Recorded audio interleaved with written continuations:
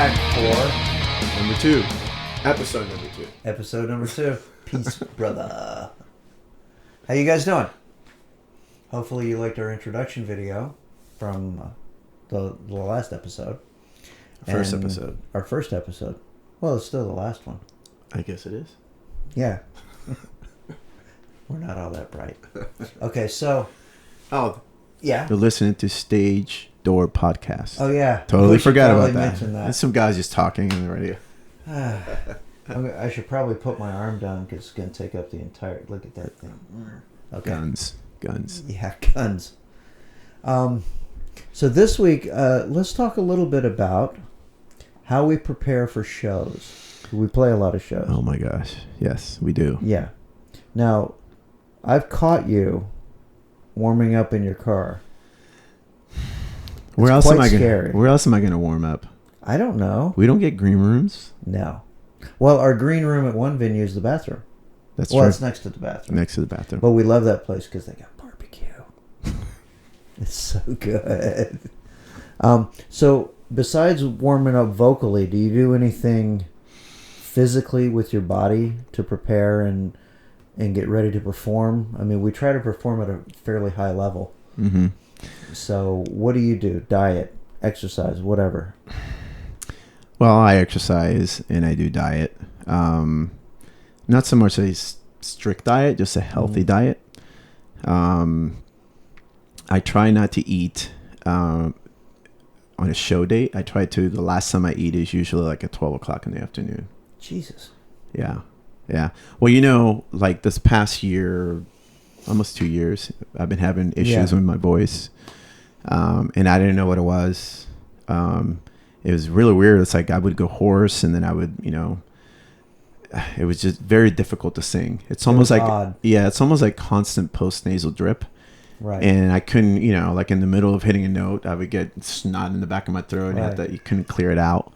And most people didn't really notice it. No. I did because the only thing I have in my in-ear monitors is his voice. I'd be like, whoa. You heard everything. That was every little gurgle. Yeah. It was like, oh. Yeah. Like, yeah, but you couldn't hear it up front. No. Yeah, but I battled with that for the last it's probably been a while. Yeah, probably 2 years at least. Yeah, and I had been singing for many years without issues. Mm-hmm. And anyway, it was very frustrating. I finally went to an ENT doctor, and he said I had LPR, which I know that's what I was. I was like, what the hell is that?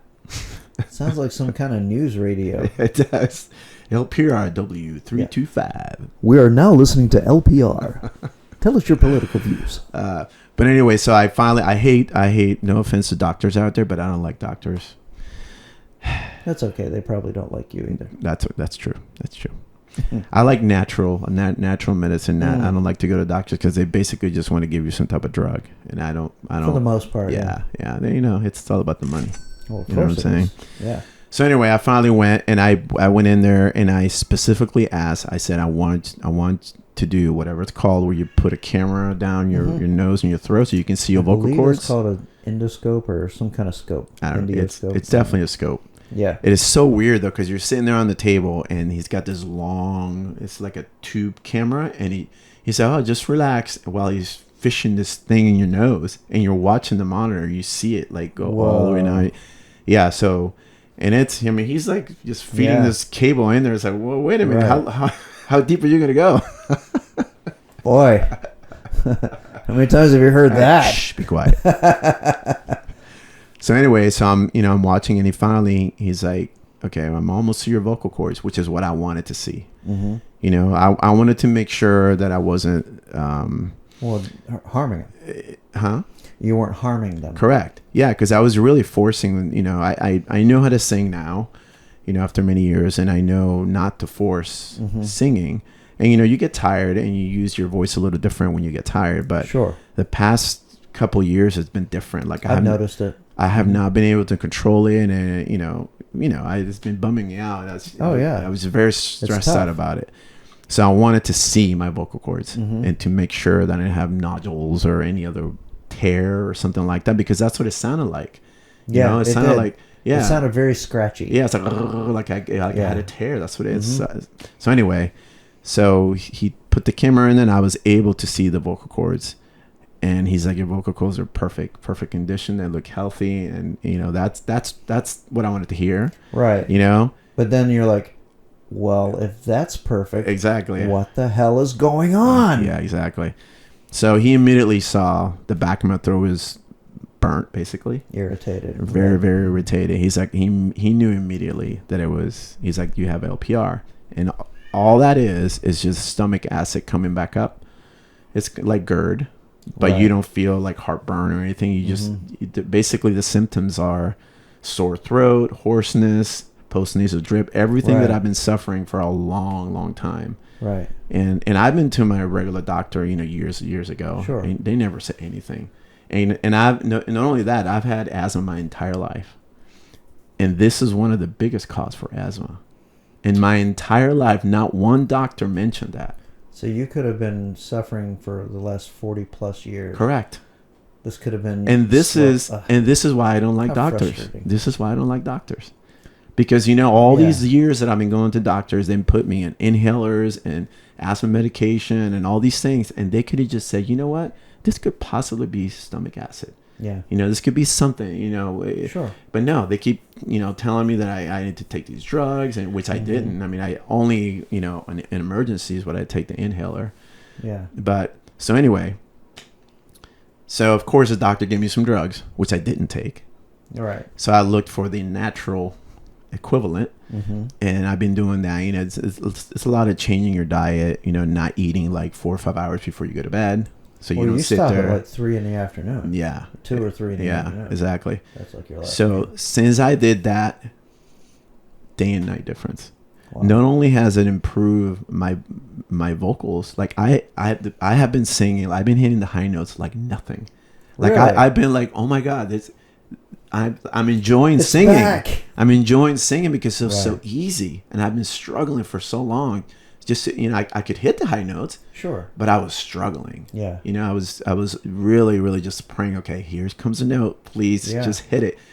But now it's just like nothing. It's there. Yeah, it's there as long as I keep doing what I've been doing with the diet, and basically just being aware. Like there's trigger foods and stuff like that, but I barely eat as it is. That's okay. And I try to eat healthy, and it's all because of my singing. Right. If I didn't have to sing, I'd probably just, be eating normal stuff. You wouldn't eat as horribly as I do. Probably now, not. let me ask you this, though. This just popped into my head. So the scope thing that they put up your nose and... Yes. Did you ever think that might be the same scope they use for colonoscopies? Absolutely not. I never thought about that. Well, that's something to ponder. 2 different doctors. Well, you never know. They could share equipment. I think those things are pretty expensive. You could have had a poopy scope go that right would up not your be nose. No. That'd be bad. It'd be funny. Well, for the rest of us, it'd be funny. I wish that was true because I could sue them, and we'd have a lot of money. Yeah. You know what I'm saying? It's still pretty funny to think about. So, Pedro and I agree on a lot of things. But when it comes to diet, we're polar opposites. Yeah. I do not eat well. What do you eat for breakfast? Like, what did you have? What did you have for breakfast today? Today? Yes. Well, before I went to train, I do this stuff in the morning. And before I did that, I just had a piece of toast because I want to have a little bit of energy while I'm just training. with nothing on it? Well, butter. You gotta have butter on it. You can't just have a piece of toast. Well, you said a piece of toast. Okay, so it had butter. Okay. And water. Just plain water. So it's good. That sounds disgusting. That's like not even worth eating. Well, it helps me with my energy and stuff. But then I stopped to get my breakfast. And what I had... So that was like a pre-breakfast. Right. That was a pre-workout thing. So then I got breakfast on my way to the shop. And I got a Polar Pop, which is a 44-ounce soda, cherry Coke, because I like it. And I got these 2 taquito things. Now, if you don't know what those are, if you go into a convenience store and they have those little rollers with the hot dogs on them that have been on there for 3 or 4 weeks, well, these are fresh. ish, and they're French toast. It's this stuff wrapped around sausage. And because I have this sweet tooth that just...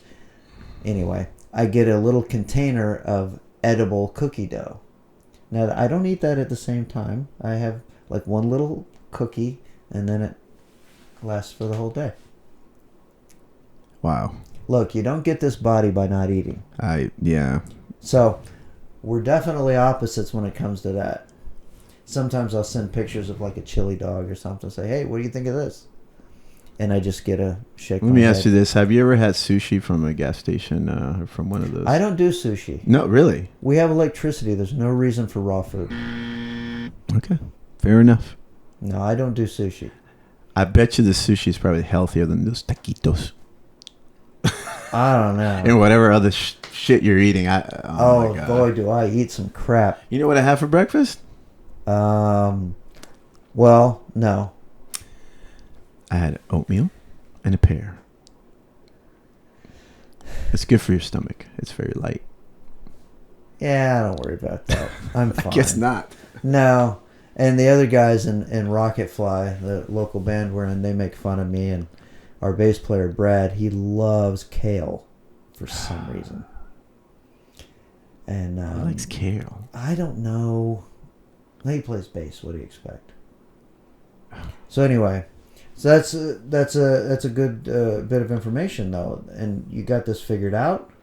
So basically, it was the gas coming up. Yeah, it was so... irritating everything. Yeah, so GERD is basically the stomach acids that splashes back up into your esophagus, and it gives you heartburn.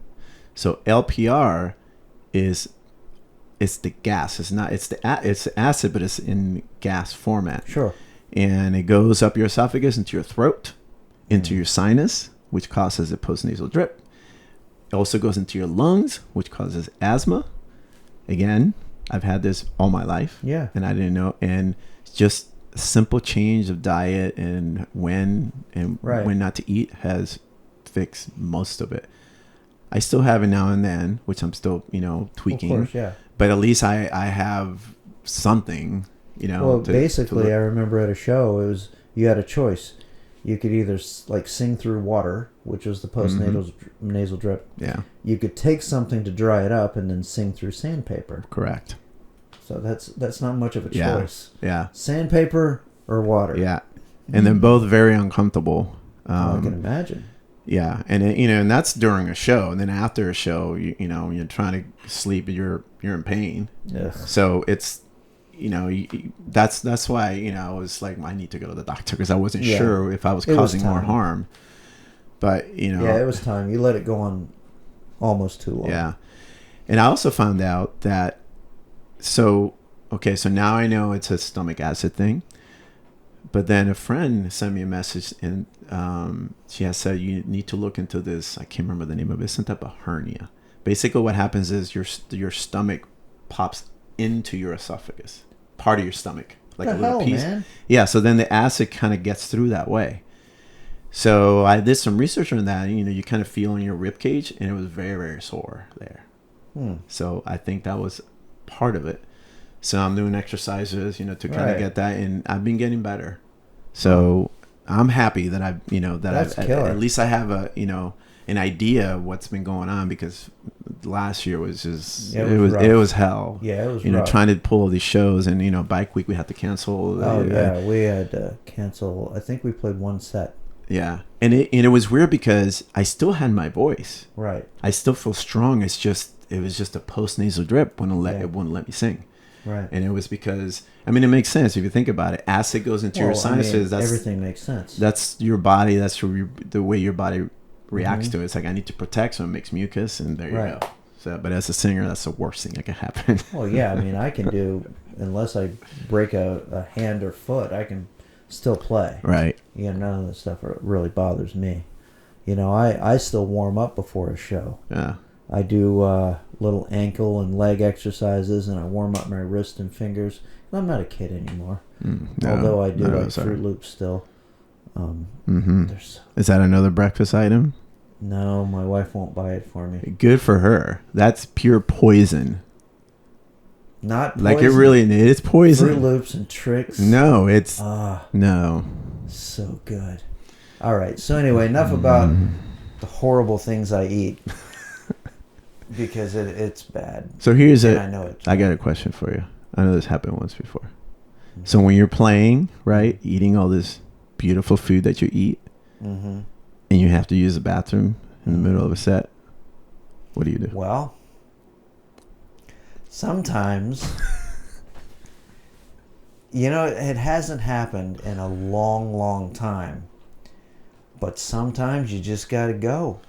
And... it happened to us to our advantage. Well, yeah. Remember? I mean, I did crap my pants once. No, what? I did not need to hear that. Well, you asked. So I figured I had underwear on. No. Change in the I middle am of the talking set. about what happened when we played over here, and you had to use the bathroom, so you went, and then Sterling and I did lights. We did lights. And you're talking about number one. I don't know what you were doing. Well, you just have to use the bathroom. Well, you were talking about my diet. I figured you meant number two. I've done it once. I'm not proud of it, but I threw them away. That's nice. It was bike week. Oh, even better. Well, I mean, I figured. Did you eat one of the big pork chops? Is that why? Those things are so good. No, they're not. This is what happens. They're so good. They're huge. They're like 2 pounds. They're probably still in your stomach somewhere in your colon. Yeah, probably. There's one so big one time I put the seatbelt on it on the way home. It was so good. So anyway, enough about our diets. So I've noticed our background is slightly different than last week. And why is that? You know what this is? Well, it's a bass guitar. That I do know. It is. This is my very first bass guitar. What brand is that? It was white, actually, and I painted it this color. With a rattle can. Correct. I can tell. Yeah. I wanted the crack effect. I actually wanted that. So you got a cracked effect with a rattle can. Yeah. What brand is that? I had no money when this happened, so. I can't Diamond Area? Oh, it's an Area, like with those Area Pros that they used to do in Hit Parader magazine. I have no idea. I've still got some of those, too. I had no idea. This is back when I said in the last episode I started playing drums. Right. So my dad bought me a drum kit. He bought my brother a keyboard. Right. And he bought himself this bass guitar. Just on a whim. So the picture of you playing bass and a white bass, that's it. This is a white bass. But it's not white. I know, because I painted it years and years ago. Oh my gosh. Yeah. So this is the same. So how old is that bass? Oh my gosh.